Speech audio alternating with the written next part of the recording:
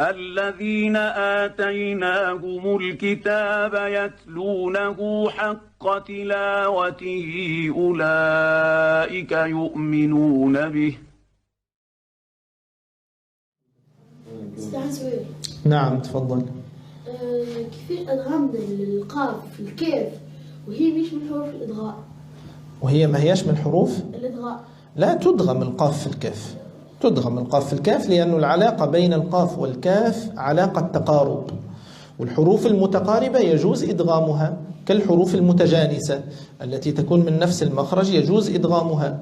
الحروف المتماثلة يجب إدغامها إذا سكن الأول طبعا وتحرك الثاني ولم يكن الأول حرف مد، وهذا سبق معنا في الدروس. حضرت التحفة أنت؟ للأسف ما حضرش التحفة. شفتوا كيفاش؟ احرصوا يا إخوة على دراسة المقررات.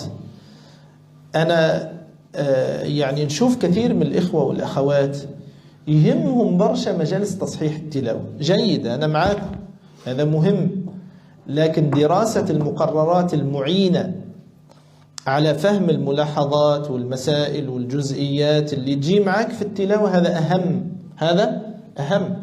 واضح؟ بالتالي لازم تفهم الجزئيات هذه. هذا أشبه ما يكون بالخطوات اللي تعملها في كي تحب تتحصل على رخصة سياقة. شنو تتعلم أول شيء؟ شو يسميوه هذه؟ قوانين الطرقات هذه. واضح؟ يعني هذه مثلا العلامة هذه قف، وهذه فسح مجال، وهذه ستخرج شاحنات، وهذه قطار واضح؟ فهمنا ولا؟ لازم نتعلم الجزئيات هذه. يعطيك المقود مباشرة قبل ما تعرف ما يعطيكش. لازم تتحصل على تنجح في الاختبار الأول. نعم كذلك. شبينا في القرآن؟ لا، نحب كل شيء على كيفنا نحن، ما لا تحمل المسؤولية. وللأسف الشديد يعني يضيع منك برشا وقت